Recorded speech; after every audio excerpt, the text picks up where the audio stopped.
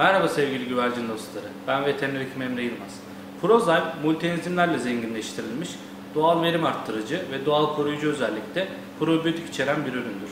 Güvercinlerde salmonella ve E. coli enfeksiyonlarına karşı koruyucu etkisi bulunmaktadır.